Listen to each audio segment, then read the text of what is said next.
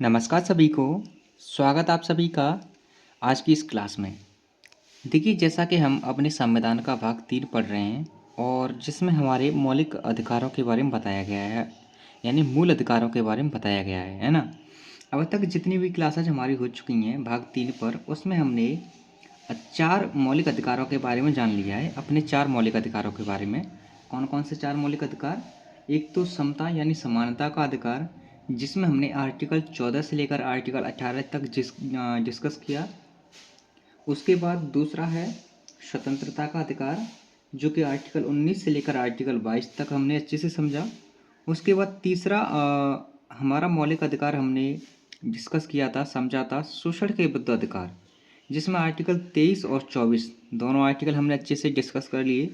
उसके बाद चौथा हमारा मूल अधिकार था धार्मिक स्वतंत्रता का अधिकार, जिसमें आर्टिकल 25 से लेकर आर्टिकल 28 तक ये 4 आर्टिकल हमने बहुत ही अच्छे से और शानदार तरीके से डिस्कस किए थे, समझे थे। आज हम अपने 5वें मूल अधिकार के बारे में जानेंगे, जो कि है संस्कृति और शिक्षा संबंधी अधिकार, है ना। बहुत ही इम्पोर्टेंट अधिकार हैं ये सभी। बेसिकली पहले हमें 7 मौलिक अधिकार दिए गए थे, है ना, लेकिन अब वर्तमान में सिर्फ 6 मौलिक अधिकार ही हैं। ठीक है। तो आज हम अपने 5वें मूल अधिकार के बारे में जानेंगे, जो है संस्कृति और शिक्षा संबंधी अधिकार। इससे संबंधित हमें 2 आर्टिकल पढ़ने होते हैं। 2 आर्टिकल के बारे में बहुत ही अच्छे से समझना होता है, आर्टिकल 29 और आर्टिकल 30, है ना। तो आइए समझते हैं।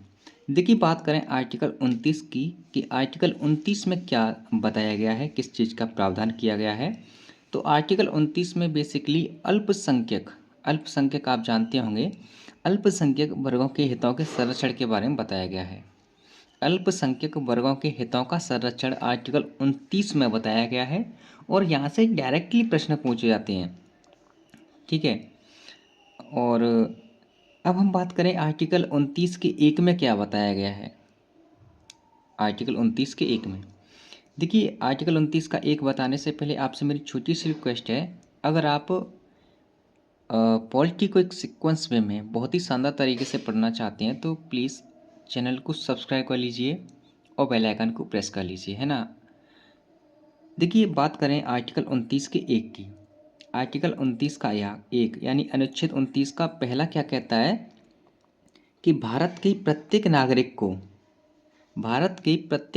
को जिसकी अपनी विशेष भाषा है, लिपि है या संस्कृति है, उसे सुरक्षित बनाए रखने का अधिकार है।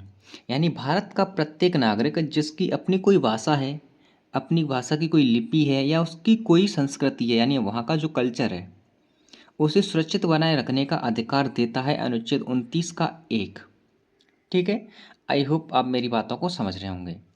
अब हम बात करते हैं अनुच्छेद 29 के सेकंड की। अनुच्छेद 29 का सेकंड बहुत ही इम्पोर्टेंट अनुच्छेद है और ये बताता है शिक्षण संस्थाओं में प्रवेश के अधिकार के बारे में। शिक्षण संस्थाओं में प्रवेश के अधिकार के बारे में कि कैसे शिक्षण संस्थाओं में प्रवेश लिया जाता है, उसके अधिकार के बारे में बताता है।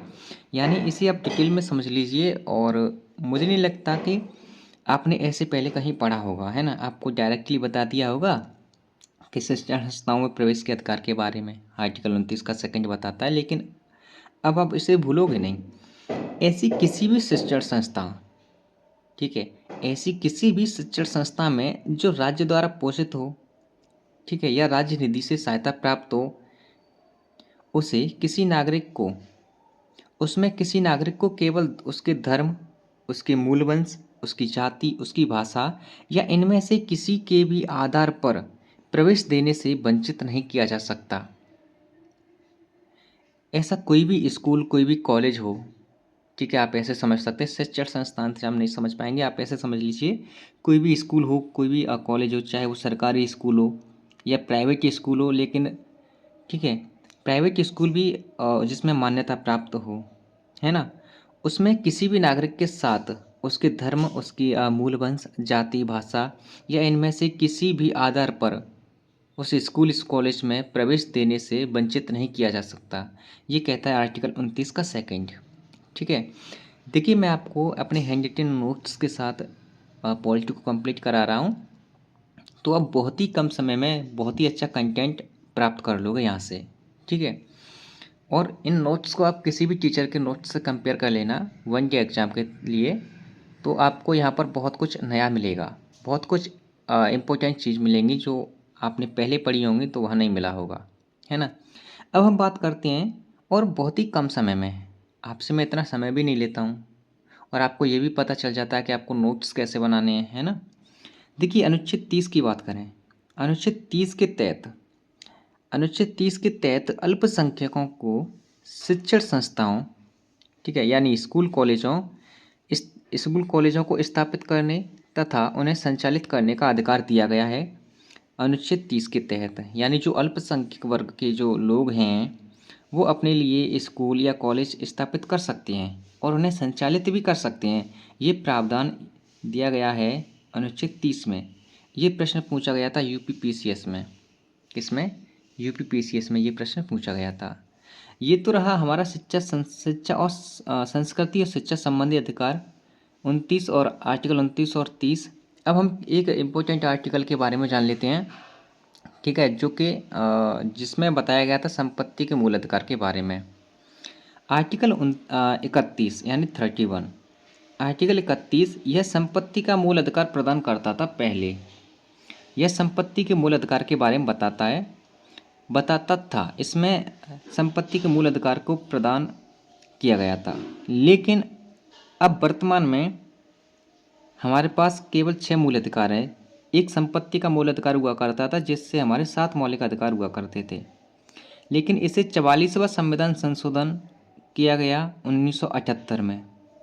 44वां संविधान संशोधन किया गया था 1978 में और इसी के द्वारा इस संपत्ति के मूल अधिकार को, संपत्ति का जो मूल अधिकार था ना, इस मूल अधिकार को निरस्त करके, समाप्त करके इसे विधिक अधिकार बना दिया गया। और विधिक अधिकार किस में रखा गया?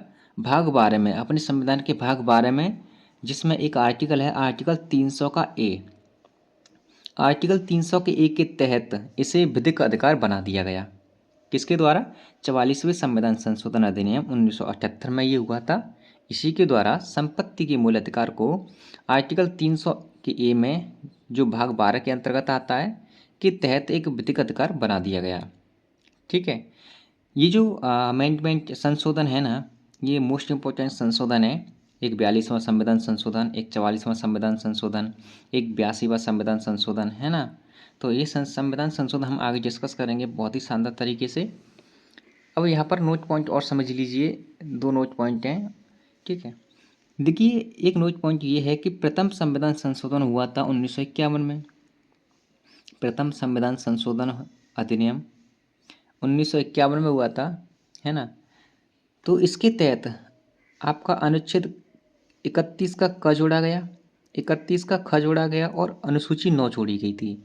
अनुसूची 9 में किसके बारे में बताया गया है? कि भूमि के बारे में, है ना। इन तीनों का उद्देश्य था भूमि को लेकर, ठीक है। एक और आर्टिकल के बारे में पढ़ेंगे और प्रीवियस ईयर परीक्षा में ये आर्टिकल पूछा गया है, आर्टिकल 31 का ग या आप 31 का सी कह सकते हैं। ये आर्टिकल संविधान में जोड़ा गया था 25वें संविधान संशोधन अधिनियम 1971 के द्वारा।